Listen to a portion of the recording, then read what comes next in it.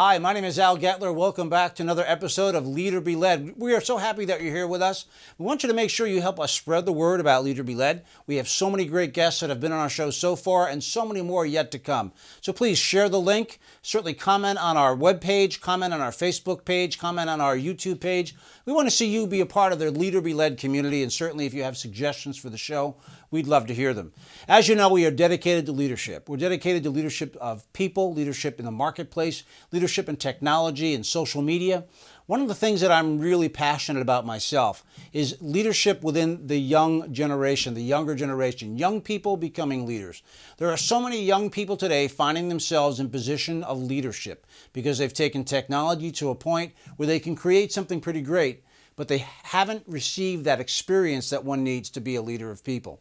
Well, I'm happy to say there is somebody out there who's working with young people, working to make them better leaders, and has been working at that for quite a while. Let me introduce to you my guest. He's the author of a new book called The Catalyst Leader, and he also happens to be the guy who brings together a lot of young people in an event called Catalyst. So let me introduce my guest, Brad Lomenick. Brad, join us. Hey, Al. Thanks for having me, man. Well, thanks for being here. I appreciate that. So, Brad, the book is out now officially. Is that correct? It is. It actually came out April 16th, so been out for, I don't know, almost 2 months now, I guess. And yeah, it's been a great release and well received. And I love getting feedback of people saying, hey, it's really helping me to lead better and to lead well. And that's always the goal. Like as an author, anytime you put something together like this, so it's good to hear those comments and feedback. It's great to hear those comments and feedback. It's rewarding as an author, and someday I'll find that out. But for now, I'll do it vicariously through you. Now, Brad, you've arrived at this place of writing this book because of your own leadership experiences, and part of that has been putting together this event. But let's go back a little bit further in your life as a leader. Out of college, actually during college, you worked at a ranch, the Lost Valley Ranch. And you gained a lot of great experiences from that. But right after college, something interesting occurred. Tell us about that. Well, I think for all of us, when we get done with school, we wrestle with what's our purpose, what's our calling. Like, we go to a school, we get a major, and then most of the time we don't even use that. So for anyone who's in their early 20s, you sort of wrestle with that sense of sure. What am I supposed to do with my life? Right. And so I was going to go to law school, and then went out and worked on this ranch, and thought it was going to be 6 months of working, sort of as that place where you kind of got out all the fun factor before you moved on to career life. And I ended up staying for 5 years, and really shaped me as a leader, and shaped my work ethic, shaped the way I approached, responsibility and work style and all kinds of things. So, it was I think for so many of us, and even for me in that situation, I was watching my friends who were all going to law school or starting their careers and climbing the corporate ladder, and I'm scooping manure, like for real. Like I'm scooping manure every day on a guest ranch with 200 cattle and 150 horses, and thinking, is this really like what I went to school for and worked so hard? But now looking back, it was so shaping for me as to the leader I am today. And I think for so many young leaders, they wrestle with, well, is this really where I want to be? And, those places where you are, lean into that. Like wherever you find yourself, be the best in the world at what you do, and try to figure out ways to actually make yourself better every day. And so those were a lot of the lessons I learned as a young 20-something. Yeah, well, that's a pretty amazing thing to all of a sudden be responsible for a ranch. And I guess to put yourself at ease, too, you realize that you were shoveling just as much as the lawyers were shoveling, just of a different variety. So that's okay. Yeah. That's what that job brings to you. But you learn an awful lot about life and about what it takes. Now, take us forward to when you got involved with Catalyst. You were probably not the person initially that was leading Catalyst. What happened? Well, I was actually a consultant. When I left Lost Valley, I ended up working with a small consulting company. We did a lot of work with nonprofits and with family-held businesses and small for-profit businesses. And one of our clients was an organization called Enjoy, which John Maxwell had started. Okay. And a lot of folks will know John Maxwell. He's a legendary leadership author, and so I got involved in helping them think about some of the brands they were launching and they had just started doing simulcast events, and they were launching this thing called Catalyst. And so I was actually involved more from the outside looking in and helping the group who had started Catalyst to really look at it from, what's the market? What does it look like to have a strategy around this new conference? And really the idea was there was a bunch of young 20-somethings on the team that was helping Maxwell do leadership conferences. Right. And those 20-something leaders were saying, hey, let's do something that's more for our generation. Like, let's do something that fits our style, it fits our DNA. It's something that we would actually want to attend. And nothing wrong with what had come before, but there was just a sense that we wanted to do something that we would want to attend. The kind of leadership experience that we would want to go to. And so that's how Catalyst started. Really was that sense that let's create something for us. And so that was the year 2000. Now we've been in existence for 14 years and always really have had this mission of gathering young leaders in a really vibrant, energetic leadership experience setting. And we're still about young leaders. I mean, we still love the fact that lots of our attendees are in their 20s and 30s. And that, if we said, hey, what's our target? We would say that, that 25 to 35-year-old who are primarily in the first half of career life. Right. They're still figuring things out. But many of them, as you said earlier, Al, like the new reality is that so many young leaders are stepping into positions of influence and responsibility way before any generation ever has that's come in front of them. Absolutely. And so there's some new realities that we have to deal with because of that. Yeah. And you've stayed dedicated to that mission of educating these young leaders. And you yourself found yourself in charge of this event by way of two people leaving, and now you are the president of Catalyst. Is that correct? Yeah. I sort of fell into that role in some ways because there was Catalyst has always been very team led, and we felt like we actually were very intentional from the beginning that we didn't want Catalyst to be about a personality, and not that there's anything wrong with creating personality driven movements or organizations. Sure. But we just wanted it to be somewhat mysterious, like who was behind it. And so we were very team-led, and there was a couple of guys that I had been working with for several years, and they decided to move on and do something else. And I just found myself somewhat depressed and somewhat in a state of going, man, I don't know if I can actually handle this. Like, I don't think I'm ready for it. And, the same thing had happened to me in Lost Valley, 6-7 years earlier than that, of being at a place where I was working at a guest ranch with 200 horses and 200 cattle and going, I don't know anything about ranching and being a ranch foreman. And I think so many of us as leaders, like, we get put in those places where we're not ready. And that's part of the stretching of being a leader, but I found myself there definitely. That was 2005, right around that time. And so since then I've been stewarding Catalyst for the last 8, almost 9 years, and still find myself every day kind of coming in and going, am I ready for this? Like, am I prepared? Am I truly the one that has the most talent and the most skill and the most know-how to actually move this thing forward? And that's one of the realities I've learned about leadership is many times the person who's most ready to do the role of being a leader or running an organization many times is the person that is not necessarily running or leading the organization. And we find ourselves lots of times in places where we go, well, I'm just in this role because I was the first one here. And, for so many founders of organizations, they feel that, and it's okay. I think for a lot of us, we need to have permission to actually be able to say that and to go, you know what, I don't know everything and I don't have it all together, but the fact that I'm here and I'm in this role, like, I'm going to do my best. But leaders in the past weren't necessarily open to saying those kind of things. Sure. And I think the leader of today, the authentic leader, is somebody who says, I'm going to shoot straight. Right. And young leaders love that. Like, when you're willing to stand up in front of younger leaders on your team and say, man, I may not be the best person, but right now I'm the one leading it. They will become very loyal to you because they see the authenticity in you. Well, I think too, when you take a look at a book like Team of Rivals, where, the president that we hold up is one of the greatest, actually, had that mentality. And most people don't realize, to surround yourself with a team of rivals and surround yourself with people that you are convinced who are smarter than yourself in certain areas and form a team is really the way to be successful as a leader, not to have people below you who are not as smart as you and not as talented as you in certain areas. Your job as a leader is to craft people into the area that they have a specialty in and put them into a team and make it something great. So I think what you say is exactly dead on. So I want to give folks kind of frame this a little bit and show a video about Catalyst and about what it is as far as size and impact to bring this together. Now, I will say that this is also a faith-based opportunity for people to get together, and we're not pushing faith on anybody who's watching this program.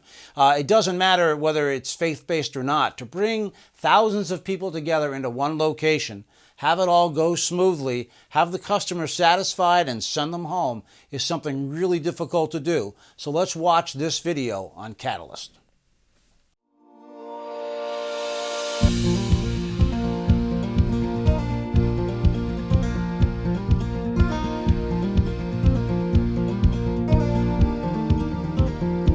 God's looking for a generation of leaders that would dare to trust Him.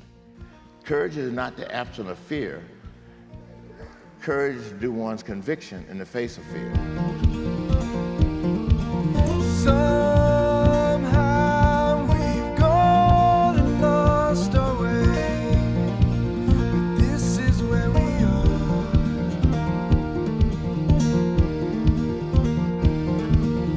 Oh, how you lift your rusty brow. I'm Brad Lomenick, and for the last several years, I've had the privilege of leading Catalyst.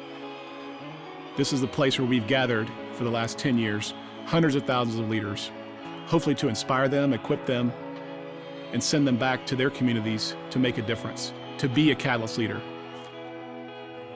Now, like most leaders I know, you want to make a difference, to make your life's work count, to leave the world better than you found it. And becoming a Catalyst leader means becoming a change maker, someone who leverages his or her influence for the betterment of the world, the collective good of others, and the greater glory of God. We've created the Catalyst leader to empower you to lead now, lead better, and lead longer.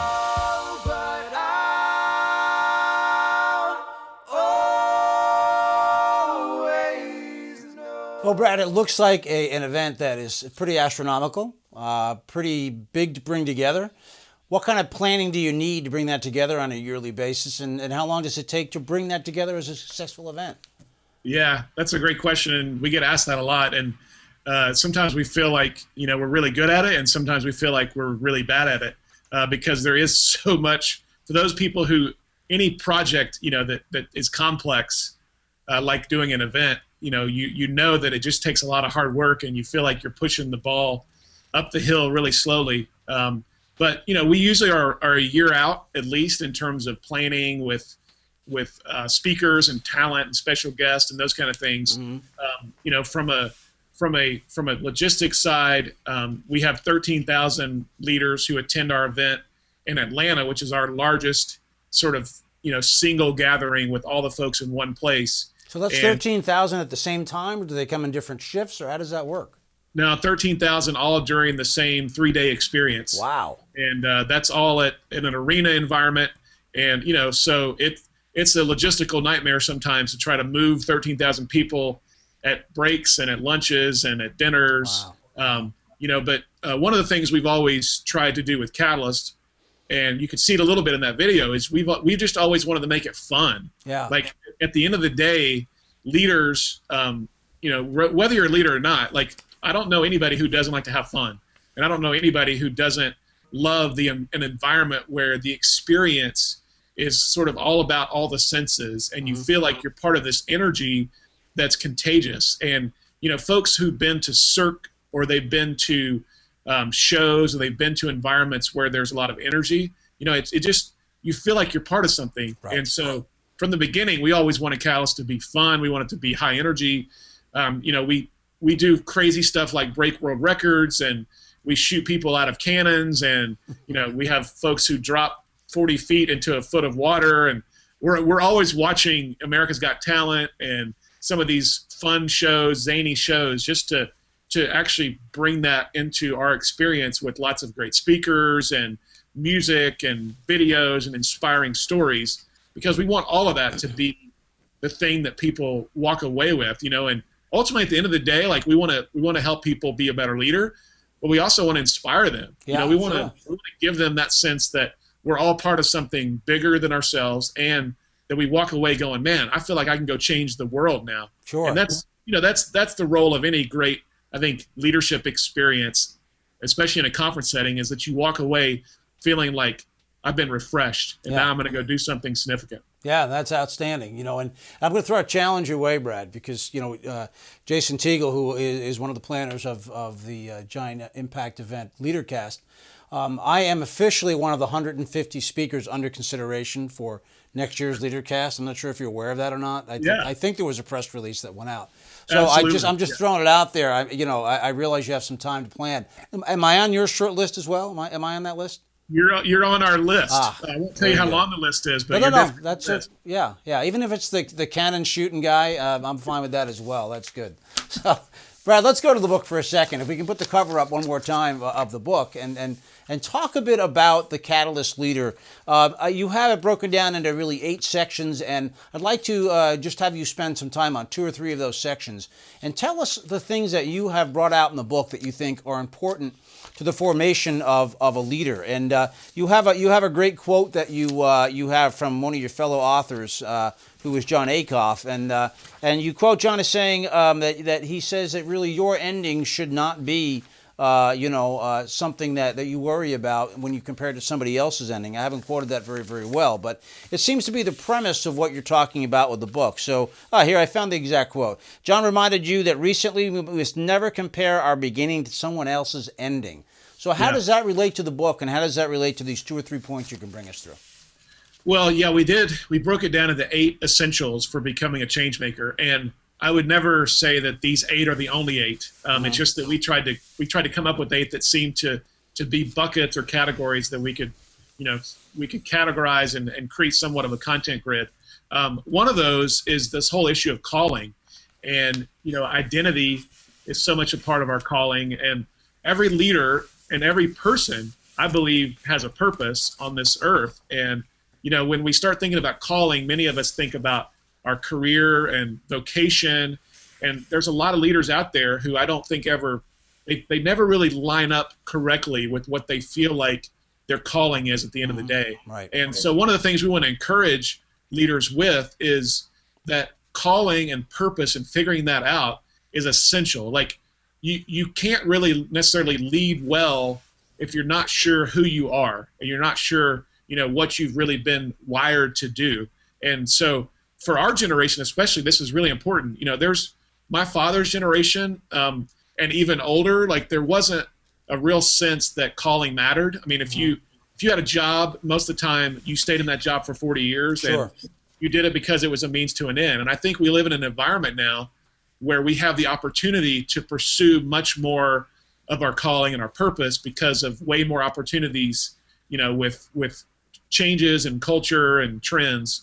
And what's interesting is for 20-somethings, especially younger leaders, now that the research is showing that they will have anywhere from 10 to 15 different seasons of career. So they're not staying 40 years at an organization or a company. They're jumping around, and they look at calling many times as the continuation of projects or these seasons where they're doing different projects. And even the way we view that, like we've got to still help people understand, well, there's still something. There's still this greater mission and sense of purpose that every person should have, even if you have multiple projects. So that's one of the things we really try to wrestle with and help leaders understand that that's foundational. If you don't understand why you should be doing something or what your purpose is, then you're going to have a hard time leading others. Yeah, absolutely. What are some of the other points that you touch on in the book? I think one of the ones that is so important in today's culture is authenticity. And we all would agree that, we want to be leaders who are authentic.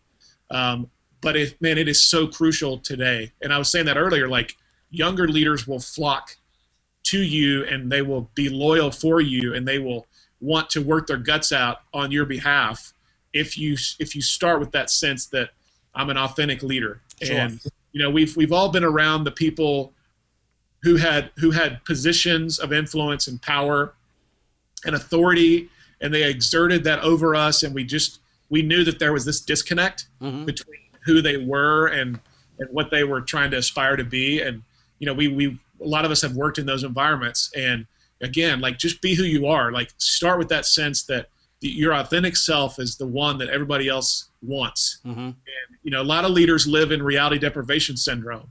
Like, they live with that sense that their reality has been painted as something in their mind that is not true in anywhere else in the organization. And if you're one of those, you gotta have a reality check, and you got to be willing to deal with that, because it is so important in today's culture. Weaknesses anymore, like, used to leaders would never show their weaknesses. You didn't want anybody to know that you struggled with something. I think today that's actually encouraged. Like, we want to let people know that we don't have it all together, because again, that proves that you're authentic, you're trustworthy. So that's one of the other essentials. I would add another one, which is we framed it as hopeful, but it's about vision. And every great leader is a great visionary.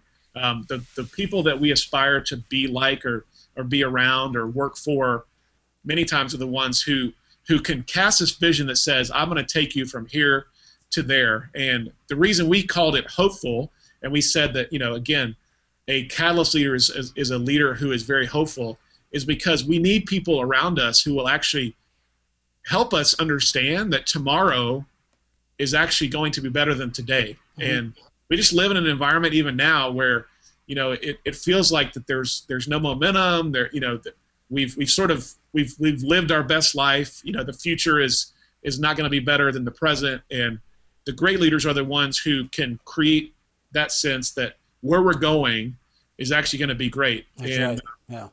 So those are three that, of the 8, that just to give a little insight on those. Yeah, and finally, I think mentorship too, which I think you actually touch on at the end of the book, that it's important for a young leader to seek out a mentor and to find someone that can guide them, that's been through it. I think that we often look at this generational gap of the fact that, one person might know technology and one person might not. That has nothing to do with leading people. People leadership is still so essential and so important. So mentorship, can you talk about that as we kind of close up our conversation? Yeah, one of the stories I tell in the book is about a friend, actually the owner of Lost Valley Ranch.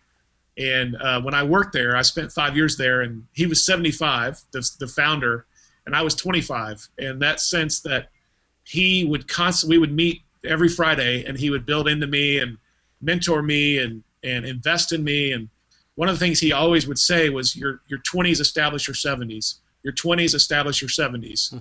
And what he was saying is that the man or woman you are in your 20s will determine the man or woman you are in your 70s. And that foundation of who you are when you're young determines, the legacy you create when you're old was so paramount for me. And it was such a mind shift of that. Not only should I be thinking about my legacy when I'm 25, but that someone who's 75 is actually investing in me and giving me the tools to be able to finish well because of the race they've run. And, I just believe one of the things that we have to fight against in our culture, and even with Catalyst, like, one of the things we've always said, because there was a lot of people who looked at Catalyst and said, well, you guys are about young leaders. Does that mean you're against older leaders? And the answer was no. Like, we love those who've got a little bit more experience, and those with a little bit more gray in their hair, because they have all the experience to be able to pass on to us.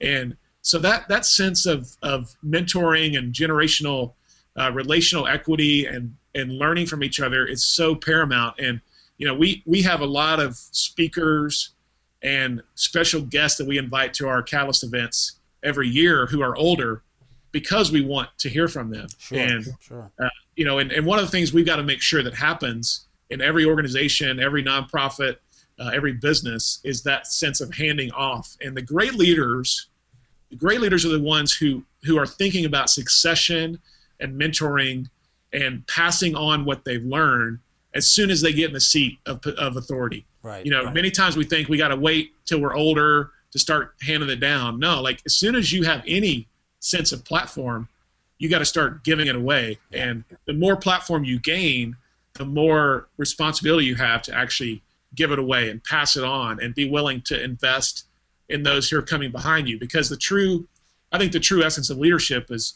what happens when you're gone. Absolutely. Does the organization flourish once you've left, or does it drown in demise because the great leader stepped on and nobody can take their place? Right. So, well, I think we started the conversation. You mentioned John Maxwell's name, 21 irrefutable laws of leadership. Multiplying yourself as a leader is definitely one of those laws.